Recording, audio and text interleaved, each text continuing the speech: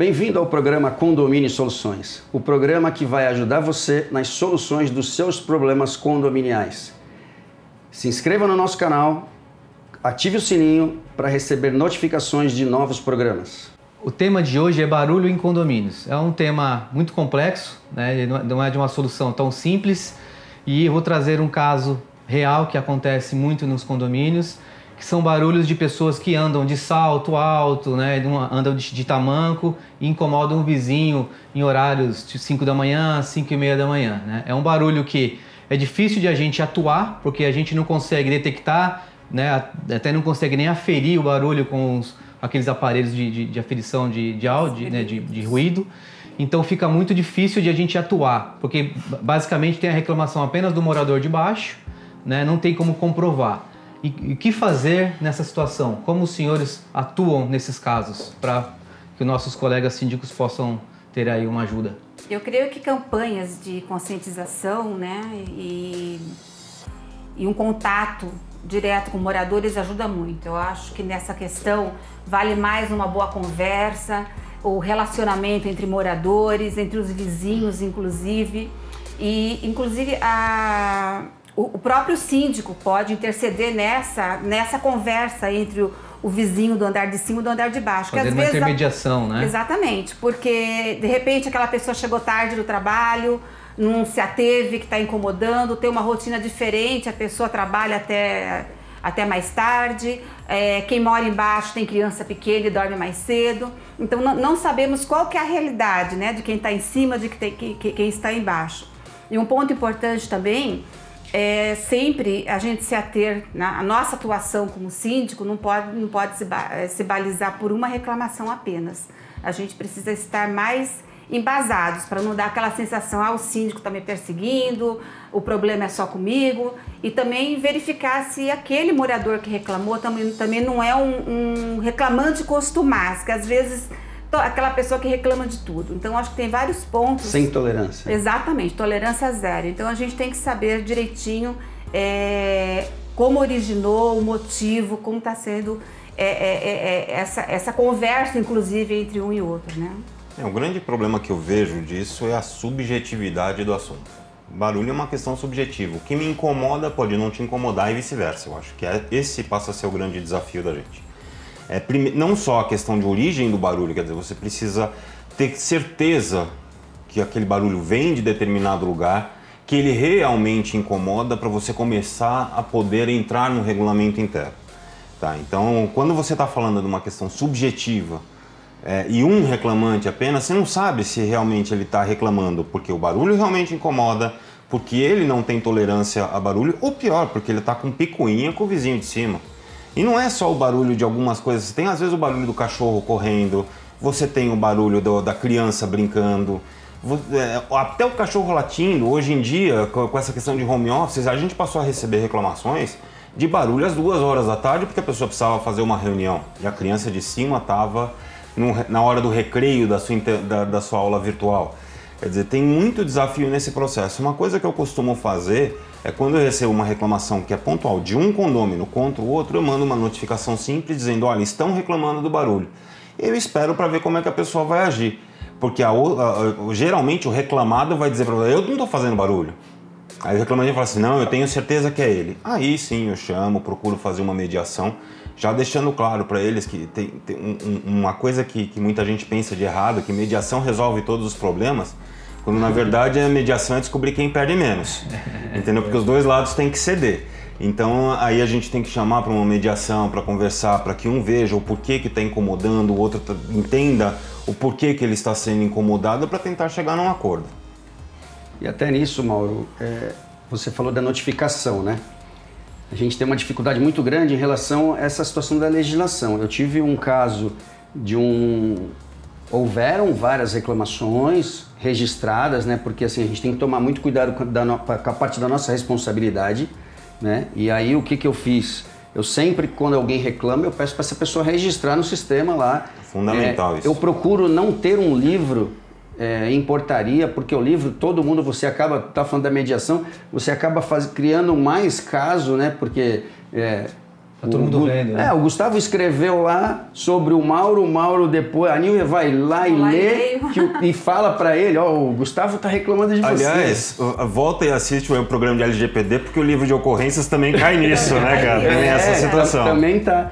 E aí o que eu falo assim, eu tomo esse cuidado que a pessoa registre a ocorrência. E a gente notificou um morador, ele foi reincidente, foi multado, e na Assembleia, recorreu, na Assembleia de decidir o recurso dele, ele levou um advogado para representar. E lá o advogado exigiu que nós apresentássemos as reclamações, tá? A notificação e a multa. Até isso, porque assim, dependendo do que está escrito na convenção, né, a gente tem que se basear muito na convenção, e praticamente todas dizem que você tem que primeiro notificar a advertência, né, fazer uma advertência para depois poder multar. E se eu não tivesse embasado em tudo aquilo, quem ia responder era eu como síndico. Então nós temos que ter esse cuidado, né? O que eu costumo dizer aos condôminos, advertir aleatoriamente, multar é simples, você vai lá, preenche uma carta e faz. Agora, essa advertência se sustenta? Essa multa se sustenta? Juridicamente, o que pode acontecer? O pessoal não consegue sustentar essa multa, vai para o judiciário e a gente acaba sucumbindo numa ação dessa. Então, existem as regras, existem as leis, né? No entanto, um acordo, né? Dizem aí a máxima do jurídico é que um mau acordo é melhor do que uma boa lide, né? Então, tem que pensar muito no futuro, né? Gustavo, desculpa te interromper, até porque assim, numa situação dessa, se a gente não tiver embasado juridicamente, até quem reclamou, quando chegar lá na frente, ele vai falar assim, quem fez errado foi você. Não foi eu que eu reclamei, mas foi você que decidiu dar uma multa. Pois é. Então, o que precisa ficar bem claro é que para você tomar uma atitude, principalmente de multa, a advertência é até mais tranquilo, você adverte uma, duas. Agora, para você partir por uma multa, por que você não vai ficar advertindo sempre? Vai chegar um momento que você vai multar. Então, você precisa ter elementos, como você mesmo falou, que sustente essa multa, tanto numa Assembleia de Defesa ou até no Judiciário. Uma coisa que eu costumo fazer bastante é pedir para que o próprio condômino faça gravações de áudio, de vídeo, que tenha testemunhas daquilo que está acontecendo, para que a gente tenha a base para sustentar uma multa. Que o grande problema é a gente sustentar essa multa judicialmente por conta de uma reclamação de um contra o outro. Entendam que assim, é o Walter brigando com o Gustavo e o Mauro multando o Gustavo. É uma situação complicada que a gente precisa sustentar, né? Mas eu acho que quando é um contra o outro, é uma questão individual, né? Vira uma briga de vizinhos. Exatamente, briga de vizinhos. A questão do condomínio já entra quando, por exemplo, sei lá, tem um baile funk ali na esquina e precisa tomar uma medida. Ou tem o salão de festas passou das 10 horas, que é o horário normal mais ou menos permitido nos regulamentos internos, né, dos condomínios, e continua aquela bagunça. Então, são situações diferentes, né? Temos que tomar cuidado de onde a gente vai atuar realmente. De repente, entre moradores, nós somos o facilitador, aquele que vai lá, vamos lá, vamos conversar. Mas muitas vezes o Walter exige que você multe o Gustavo. Exatamente. Esse é o problema. Mas essa não exigência como você falou, tem que estar calçada, né? Se você não tiver calçada, você não vai chegar e multar. Ô Nilvia, você levantou, desculpa, Walter, me interromper, você levantou uma situação muito Esse assunto dá uns 10 programas. Também, 10 programas, não é levantou pouco. uma situação de baile funk ao redor. É uma situação muito mais difícil ainda, né? Porque a nossa responsabilidade, a nossa gerência é dentro dos portões para dentro, né? Eu tenho alguns condomínios polícia, né? Acabou. Que beira comunidades que tem problemas com pancadões, e aí os condôminos cobram, poxa, Gustavo, você não pode fazer nada. Se as autoridades competentes não conseguem barrar um pancadão, quem dirá um mero síndico, né? Não, e até o que eu ia comentar, Gustavo, eu estou enfrentando isso em 2 condomínios, né? Um morador que reclama que quando ele chega de madrugada em casa, ele reclama que a vizinha recebe pessoas em casa e ficam lá com conversas altas, gargalhadas, e perturba ele, não consegue dormir. Aí entra no problema da tolerância, mas entra também realmente no incômodo dele. O problema que eu falo para ele, é só você que está reclamando. Houve uma reclamação de um outro morador, mas muito genérica, mas aí o morador falou para mim, eu só reclamei porque ele me pediu. Só que a pessoa não colocou data, não colocou hora, não colocou nada, como é que eu vou agir em relação àquilo? E num outro condomínio, e aí ele vai lá no grupo do WhatsApp do condomínio e coloca, o síndico não está me ouvindo, o síndico não está resolvendo o meu problema. Eu tenho um outro condomínio também, que é uma coisa até mais inusitada, que o morador reclama que a vizinha de baixo faz barulhos sexuais durante os atos dela com o marido, com o namorado, ou seja, comum. Esses 2 casos, eu tomei a liberdade de conversar com os moradores, né? Que é o que a gente pode fazer nessa situação, mediante a gente não ter outras reclamações. Se a gente tem mais uma outra reclamação, a gente faz a notificação, para nós é muito simples. Como tu falou, passa um papel aqui, escreve uma cartinha, manda lá, tá notificado. Na reincidência, você vai multar, a pessoa vai recorrer e a Assembleia vai decidir. Então fica mais fácil para a gente. Agora, só uma pessoa reclamando e outra, o síndico, eu tô até me alongando um pouco, mas assim, os barulhos em salão de festa. Outro dia um conselheiro falou para mim assim, não, por isso que é ruim o síndico profissional, porque ele não mora no prédio. Eu falei, eu não sou xerife, eu não vou bater na festa de ninguém. Polícia, né? É uma questão que o pessoal confunde, né? Que acha que o síndico tem poder de polícia. Nós não temos poder de polícia. Nossa questão orientativa é seguir a lei, o que está no Código Civil, na Convenção, Regulamento Interno, e procurar os canais corretos, né? Então, sempre eu deixo bem claro. E você tocou num ponto bem importante, o morador também tem que ser educado, né? Ele tem que entender até onde começa e termina o direito dele. Então, eu acho que na pandemia isso ficou muito evidente com os home office. A intolerância das pessoas, porque que tem criança correndo? Mas é que aquela criança correndo porque não tem escola. E ele está em home office porque ele não tem escritório. Então, assim, conciliar esse tipo de coisa, né? Ou barulhos de obra, né? Agora que as obras voltaram, que o governo liberou obra. Porque tá todo mundo intolerante à obra, porque durante o período da pandemia a gente conseguiu fazer um certo controle lá de horário, olha... vamos limitar, agora não mais. Então as obras voltaram e quer todo mundo arrumar a casa, por quê? Tá todo mundo em home office. Então vamos adequar o apartamento para que cada um muitos escritórios perceberam, né? Muitos escritórios perceberam que é mais barato deixar o vão manter em home office. Então o que acontece? Barulho de obra. Daí a pessoa vem, não, mas porque eu não consigo trabalhar com o barulho da obra. Gente, vamos prestar atenção, que é o direito do outro, né? De estar reformando o apartamento dele no horário determinado na convenção, no regulamento interno. É uma coisa que eu peguei que é também engraçada, até indo muito nessa linha que você comentou dos inusitados, né? A planta de um condomínio que eu administrava, você tinha a cozinha fazendo divisa com o quarto do casal. E a pessoa sofria de insônia, cismava de lavar louça às 2 horas da manhã.